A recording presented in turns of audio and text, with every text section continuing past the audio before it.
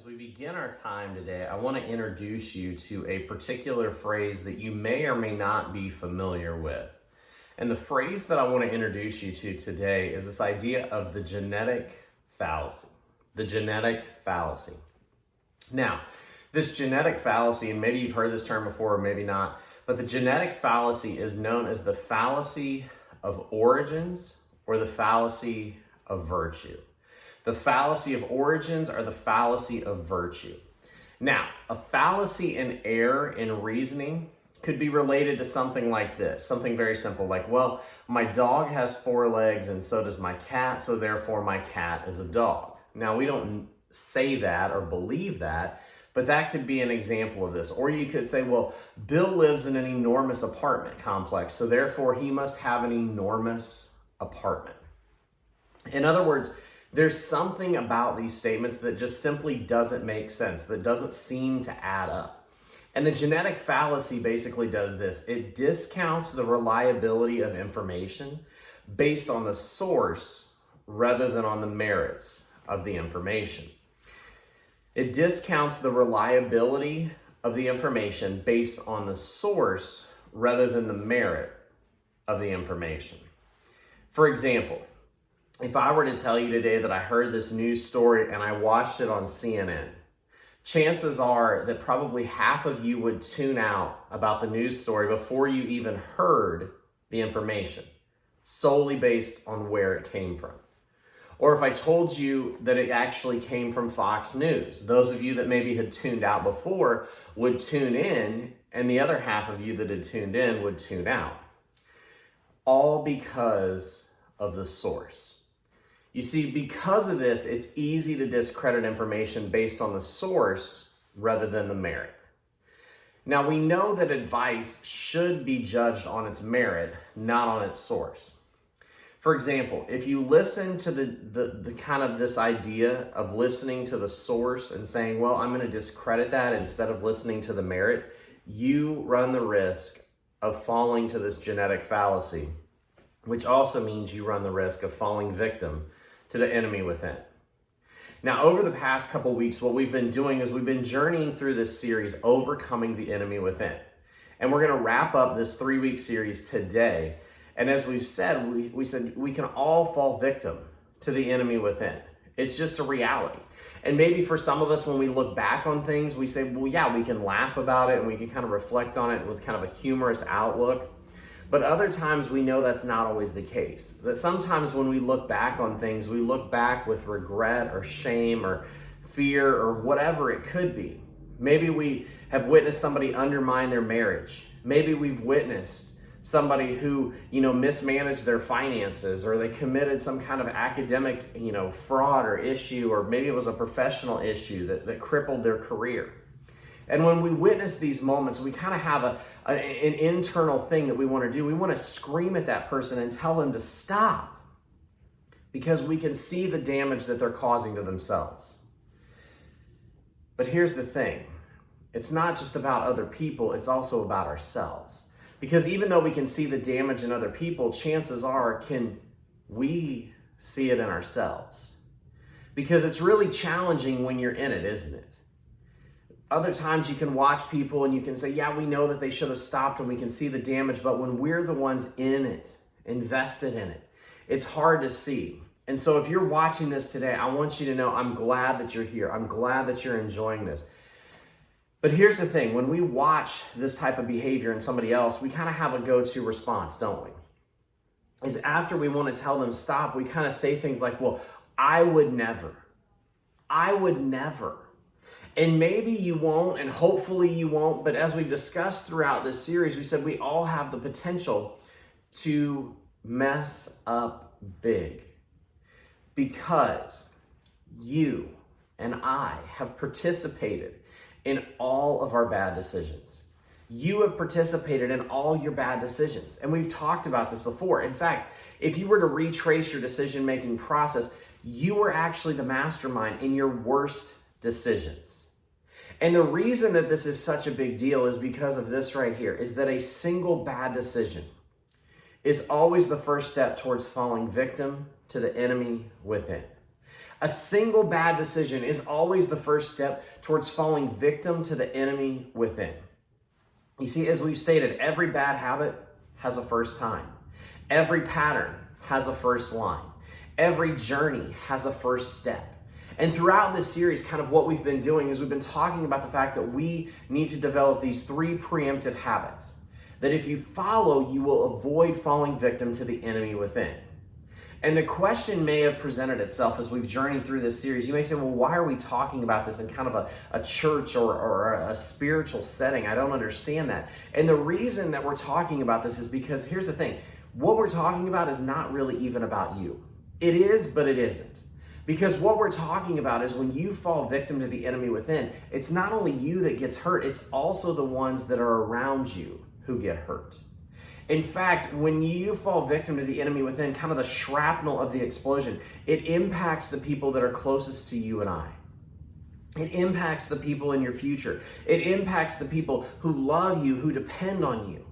And this is such a big deal, as we'll see at the end of our time today, because if you're really all about following Jesus, this is a big deal. You see, if you're a Jesus follower, you're responsible for how your behavior impacts other people. Jesus commanded us to love one another, and so our behavior, we're responsible for that and how we impact other people. And this isn't just about getting your life right. This is about keeping your influence. This is about keeping your reputation intact so that when people are drawn to you, they're drawn to you because you can point them to Jesus. And chances are, if you're watching this today, it's because of the influence that somebody else had, somebody else that was a Jesus follower had on your life. And this is central because at the end of the day, how we live our lives is not just about us. It's about the others that we love and that we care about and that love us and that depend on us. And we're going to revisit that at the end of our time today as well. So today what we're going to do is we're going to dive into preemptive habit number 3. But before I do that, I want to do a quick review of where we've been. So the first week of this series, we talked about preemptive habit of number 1, which is this, is to pay attention to the tension. Pay attention to the tension. You see, when you're considering an option, there are multiple choices, right? And if something kind of bubbles up inside of you and something kind of causes a gut reaction, you need to pay attention to that. You need to be focused on that. If it dings your conscience, you need to let it bother you. And you need to stop selling yourself on a bad idea. Because as we've said, you rarely have to sell yourself on a good idea or a good decision. And then last week we transitioned into preemptive habit number 2, which is to pay attention to your narratives. Pay attention to your narratives. We need to pay attention to what it is that we say to ourselves or kind of how we frame decisions. Because our internal narratives can be helpful, but they can also be really harmful. And as we talked about, we said our internal narratives actually have the potential to set us up to repeat failure over and over again. They have potential to set us up to fall victim to the enemy within. And if you missed the message for last week, I encourage you to go to the comments section of this particular video and you can watch either the first week or the second week that we have there for you. Because we need to understand why this is so foundational for our lives as Jesus followers. So today as we transition into preemptive habit number 3, which is this, to pay attention to the voices of wisdom around you. To pay attention to the voices of wisdom around you. Now here's what you kind of know about most people that you've watched blow up their lives. And many of us have seen those people. What we know is that most people who fall victim to the enemy within, they were warned. But we don't listen to that warning, do we? When people kind of warn us or caution us about things, we don't always listen to that. And here's the thing, if you look at this, what you discover is that our worst decisions are always preceded by a series of unwise decisions. Our worst decisions are always preceded by a series of unwise decisions. You see, in these moments, we make a series of unwise decisions that kind of lead us to that big one that cripples us and that causes pain. You see, this is why listening to the wise voices is so important. Because when you pay attention to the wise voices around you, and maybe you've never heard this before, it's difficult to practice, isn't it? To listen to the wise voices around us. And so here's what I thought I'd do with you today to help you understand this, is I want to go to a story that comes out of the Hebrew scriptures, which we call our Old Testament. And my hope is that this story will kind of soften your resistance to something that maybe you've already heard, but you kind of have a hard time hearing. And the story is not one of the most familiar stories in the Old Testament, but it's actually found in 1 Kings chapter 12. 1 Kings chapter 12. And this particular narrative revolves around Israel's fourth king. And so to help you understand this, I want to kind of give you a timeline. You may recall that Saul was the first actual king of Israel, and he ruled for 40 years.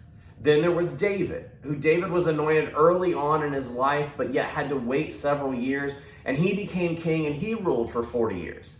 And then David's son Solomon, who was considered the wisest man to ever live, he followed David and he ruled for 40 years. Then the assumption was this, is that after Solomon died, his son Rehoboam would become the king of Israel. So to fully understand the story, there's one character though that we have to introduce. Because you've got Saul, David, Solomon, and then you hit Rehoboam and you say, okay, that's going to be the logical order.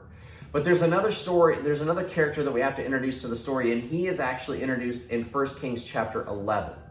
And it's the character of Jeroboam. Now in 1 Kings chapter 11, verse 28, here's what it says. It says, "Now Jeroboam was a strong and honorable man. Solomon saw how well this youth did his work.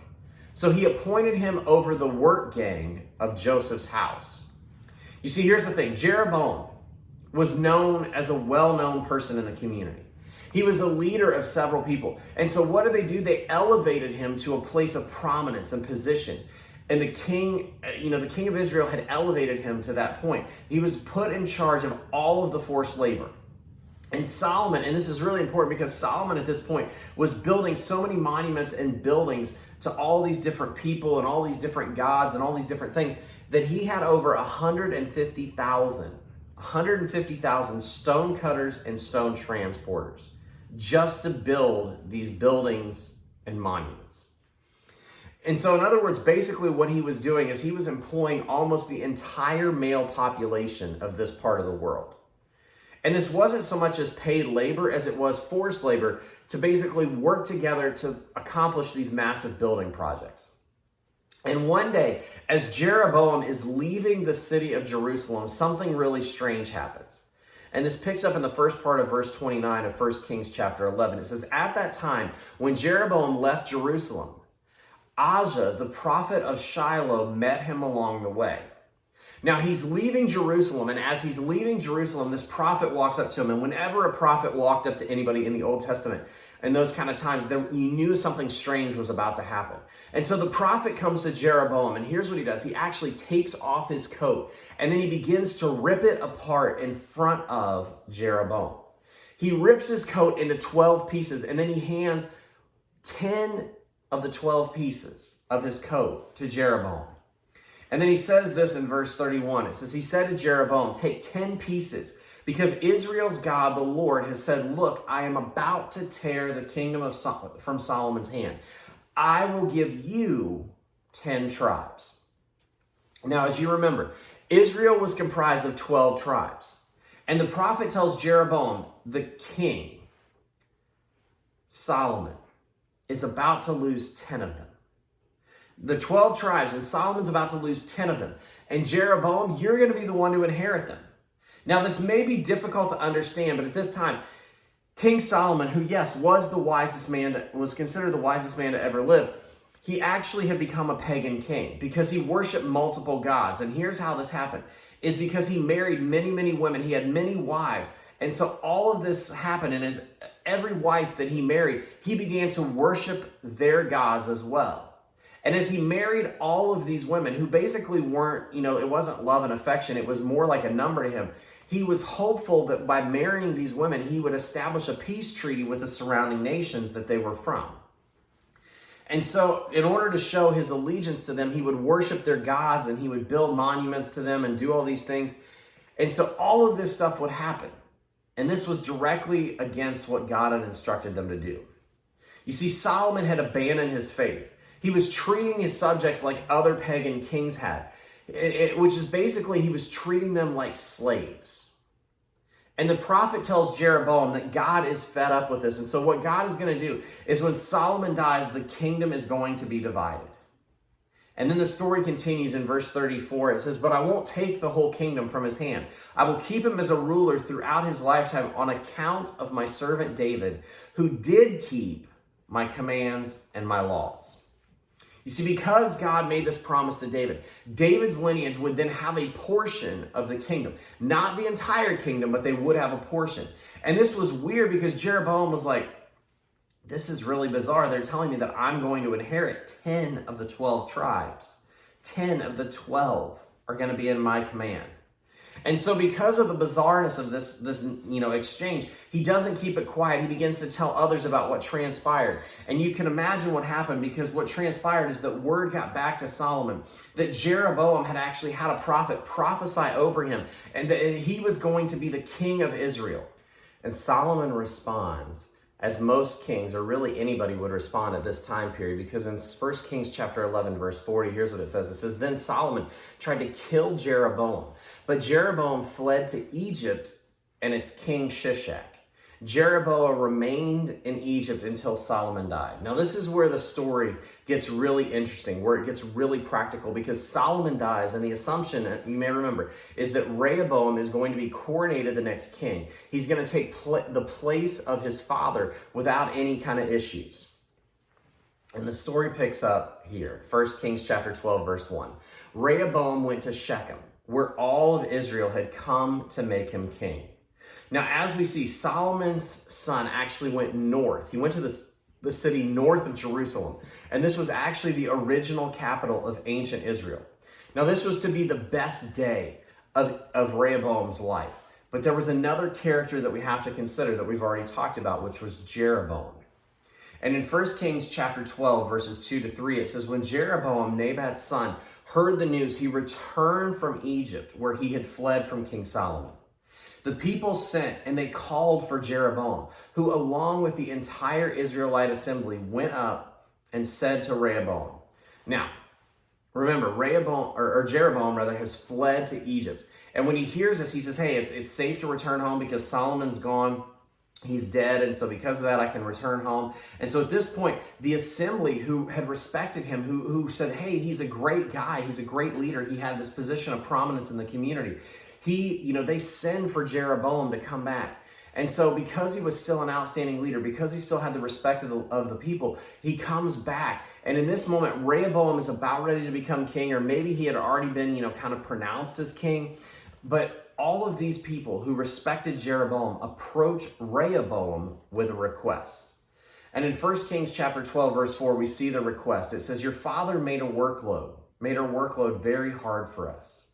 If you lessen the demands that your father made of us and lighten the heavy workload he demanded from us, then we will serve you." In essence, they're telling him, hey, if you stop with all the construction, all the taxes, all the nonsense of sending all the men away from the city to cut and carry all of this stone, then we will serve you. And at this point in the story, Rehoboam is about to make two really, really good decisions. Because in 1 Kings chapter 12, verse 5, we see the first one. It says, he answered them, "Come back in 3 days." So the people left. Now, this was a good decision because it gave him time to kind of think and process through, okay, what's going to happen? He wasn't going to make an impulsive decision. He was going to listen and he was going to take time. And then in verse 6 of 1 Kings chapter 12, we see the second good decision. It says, King Rehoboam consulted the elders who had served his father Solomon when he was alive. "What do you advise?" Rehoboam asked. "How should I respond to these people?" You see, he goes and he consults with the older and the wiser and the more respected individuals. Now, this is another good decision that he makes because they knew some things that Rehoboam didn't. And this shows a great deal of insight on his part to act this way. Because here's the thing. Do you know what I know about leaders and about really good leaders? Is even the really good leaders, they never have all the information. They never know all of the things that transpire outside of their circle of influence. So what do they need? They need people that will be honest with them, that will share with them about the things that are transpiring outside of their circle of influence. Because here's the thing, information doesn't usually filter up in an organization, and it certainly didn't in the kingdom as Rehoboam was discovering. So these men that had advised Solomon, they knew the real deal. They were legit people. And so they knew things that Rehoboam never could have possibly known as king, even just being sworn in as king or maybe becoming king. And so here's what the older gentleman that he consults tell him in verse 7. It says, "If you will be a servant to this people by answering them and speaking good words today," they replied, "then they will be your servants forever." You see, they're telling him, hey, if you want to put a united kingdom together, then what you need to do is you need to put their interests ahead of yours. You need to put their interests ahead of yours. And while this was really good advice, Rehoboam thought, well, yeah, but what do these guys really know? Like, they're old, they're not in tune with things. They don't know anything. And so he discounted their advice because of where the advice came from. He listened more to the source than he did the merit of what they were saying. And so in verse 8 it says, "But Rehoboam ignored the advice that the elders gave him and instead sought the counsel of the young advisors who had grown up with him and now served him." You see, what the older individuals were telling him was what he needed to hear. It was what he needed to hear. But it was not what he wanted to do. It was not what he wanted to do. But if you keep digging, here's what you discover. It was the only way to get to where he wanted to be. It was the only way to get to where he wanted to be. And see, this is where we need to really dial in because there's intentionality here. You see, for Rehoboam, if he had listened to these individuals, he would have had a united kingdom, but he didn't want to listen to them. And so what did he do? He found someone that would tell him what he wanted to hear. Do you want to know how you fall victim to the enemy within? You surround yourself with people who tell you what you want to hear. And if you want to blow things up in your life, surround yourself with people who basically say, hey, we need you. We want to work for you. And they'll tell you what you want to hear. And if you listen to those people, you'll lose influence, you'll lose opportunities, you'll lose respect, and you'll lose resources. In other words, this is how you end up where you don't want to be. This is how you end up where you don't want to be. Because you're not listening to wise voices around you. You're listening to somebody that's telling you what you want to hear. And so let me ask you a question today that maybe you've already started to think about. But whose advice are you currently ignoring? Whose advice are you currently ignoring? You see, here's what makes this question so incredibly powerful. Because maybe, as we talked about last week, that internal narrative, maybe you're using an internal narrative to refuse their advice, to have resistance towards their advice. Because when you pay attention to the narrative, what you actually discover is that you discover, am I listening to good advice or am I listening to bad advice? You see, a few years back, my son, he had played soccer for several years, and he asked me, each year, hey, will you be my coach? But unfortunately, I was taking classes, and so because of that, they typically took place on Saturdays, so I was unable to make a lot of the games and practices. And so once I was done with those classes, he had asked me again, and I said, sure. And so I agreed to be an assistant coach of his soccer team. This was kind of comical because I had never played soccer. I didn't really understand all the rules. And I was put in, kind of in charge with this other adult of this group of children to kind of motivate them to do things, to have fun, to learn the game, to play together. And so we did. We had a decent season. It wasn't a great season, but we learned to play together. We had fun. We encouraged one another. And as we did this, here's the thing, is I never had a single parent tell me that year, well, hey, because you didn't personally play soccer, I'm not going to let my child play on your team. Nobody came to me and said that. They saw their kids having fun and enjoying what they were doing, and they said, hey, let's go through with this. But here's the thing. We do that in other areas of our lives, don't we? Because we discount good information or powerful and important advice because of the source of the advice. We discount the merit and we listen more to the source. And so in 1 Kings chapter 12, verse 8, and we already read this today, it says, but Rehoboam ignored the advice that the elders gave him and instead sought the counsel of young advisors who had grown up with him and served him. You see, the only people who actually have access to us are the people that we give access to. And if we're only giving access to people who want or need something from us, then we're in a dangerous place. You see, we have to be proactive. We have to bring people into our sphere of influence to give them opportunities to influence us as well. And in this case, Rehoboam, he just brought in a group of people who needed him or who wanted something from him. And so in 1 Kings chapter 12, verse 9, the story continues. It says, "What do you advise?" he asked them. "How should we respond to these people who have said to me, 'Lighten the workload your father demanded of us'?" You see, we can always find people who will tell us what we want to hear so that we can do what we want to do. But here's the challenge. The problem with always doing what you want to do is that you eventually arrive precisely where you don't want to be. The problem with always doing what you want to do is eventually you arrive at precisely the place you don't want to be. You see, when you do this, you fall victim to the enemy within, which is exactly what happened to Rehoboam. Because if you've never heard this story before, you listen to it and think, I mean, there's no chance you would listen to the story and go, man, I bet this turned out really well for him. You see, we know how this will turn out for others, as we talked about already. But what happens when we look in the mirror and we're looking at our own life and saying, wow, maybe I need to make some changes? Because maybe we've fallen into a rut with something that maybe it's not going to take a toll right now, but it will take a toll later. The story continues on in verse 10. It says, "The young people who had grown up with him said to him, 'The people said to you, your father made our workload heavy. Lighten it for us.' Now this is what you would say to them, 'My baby finger is thicker than my father's entire waist.'" Now we read that and we go, that doesn't make much sense. But see, Solomon was a big guy. And in that culture, being a larger, heavier person was a sign of health and wealth because most of the people lived on the verge of starvation. And in other words, he's telling them, hey, you think he treated you poorly? You haven't seen anything yet. And they continue on with their advice in verse 11. It says, "So if my father made your workload heavy, I'll make it even heavier. If my father disciplined you with whips, I'll do it with scorpions." Now, a scorpion here is a reference to a type of whip that you would use to punish a criminal. Basically, you would use that to punish a criminal, but not a slave. And Rehoboam is telling them, hey, my father treated you like slaves, which, yeah, you think was pretty bad. Well, I'm going to treat you like criminals.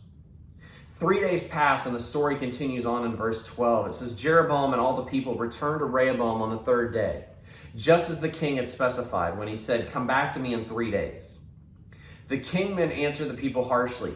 He ignored the elders' advice and instead followed the young people's advice. He said, 'My father made your workload heavy, but I will make it even heavier. My father disciplined you with whips. I'll do it with scorpions.' And with that declaration, his fate was sealed. And so was the fate of all of Israel. You see, a series of unwise decisions would lead to a catastrophic decision that would impact tens of thousands of people. And then you skip ahead to verse 16. It says, "When all Israel saw the king wouldn't listen to them, the people answered the king." You see, the belief was, well, okay, if you're not going to lighten our load, we've got a pre-scripted statement that was actually a quote from a statement that a rebel in David's time had actually prepared. And they read this script to remind the king, hey, this is a big deal. We're not just speaking for a few of us. We're speaking for the entire nation. And so in the second half of verse 16, it says, "Why should we care about David? We have no stake in Jesse's son. Go back to your homes, Israel. You better look after your own house now, David." They were basically saying, hey, you don't want to listen to us? Fine. Go build your palaces. Go build your cities. And the Israelites tell Rehoboam, you are not going to be our king. And they go home. And then in the conclusion of verse 16 and into verse 17, it says, "Then the Israelites went back to their homes, and Rehoboam ruled over only the Israelites who lived in the cities of Judah." You see, Rehoboam didn't believe that this would come to fruition. And so then what does he do? He makes another terrible decision. In verse 18, it says, "But when King Rehoboam sent Adoram to them," and he was the leader of the work gang, so he had been elevated to the position that Jeroboam had previously held, all of Israel stoned him to death. The Israelites basically said, hey, we're not working for you. We're not going to do it.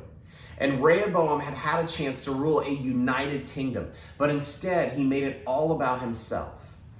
And in verse 19, it says, "Israel has been in rebellion against the house of David to this day." To this day, 10 tribes of Israel have been in rebellion against the house of David. And the kingdom would never come back to be a unified kingdom. Instead, it was always divided. And when it was divided, it was weakened. When it was divided, it was weakened. And when it was weakened, it became vulnerable. It became vulnerable. And when it was vulnerable, it was invadable. Just like you and just like me. You see, this is what happens when we refuse to pay attention to the voices of wisdom around us. This is why we need to find somebody who has nothing to gain by communicating with us and nothing to lose by telling us the truth. With this person, we need to simply ask them this. We need to ask, what would you do if you were in my shoes? What would you do if you were in my shoes? But why don't we ask this question of people? We don't ask this question because we already know what they're going to say. And if you already know what a wise person is going to do, then you really don't need to ask them, right? Wrong. You need to ask them. Or maybe other times we don't ask them because we say something like this, well, we don't think it's anyone's business. We don't think it's anyone's business. I mean, we don't need them to be involved in our business. But in reality, we need to invite them into it. You see, private decisions have public consequences. Yes, it may be embarrassing, but these private decisions have public consequences. And wise people make it their business for the sake of the future, but more importantly, for the sake of people that you love and that you care about. We also don't ask that question about what would you do if you were in my shoes because, well, success is intoxicating. Success is intoxicating. You see, success doesn't make us, it doesn't mean that, hey, you're really smart, or it really doesn't make you smarter. Success oftentimes makes us more careless and more clueless. This is like saying, well, I had surgery one time, so guess what? I can operate on somebody else. That doesn't work. You see, somebody can see what you can't see. Somebody can see what you can't see. And you'll lose if you don't know what they already know. So I want to challenge you to do something over this next week, or maybe this next month. And this is a habit that exhibits when we listen to the wise voices around us. And it simply goes like this, that I will not automatically discount advice based on the source of the advice. I will not automatically discount advice based on the source of the advice. You see, when you begin to do this, you begin to pay attention to the voices of wisdom around you. You begin to pay attention to the voices of wisdom around you. And we need to do this. Why? Because wise voices set you up for wise choices. And this is so vital because everybody that we know that has ever blown up their lives, they've made a series of bad decisions that eventually culminated with one major blow up. And when we surround ourselves with wise people, when we listen to them, we make better decisions, we live with fewer regrets, we avoid falling victim to the enemy within. Let me pray for you today. Heavenly Father, we thank you so much for the time that we've had throughout this series of looking at how we overcome the enemy within.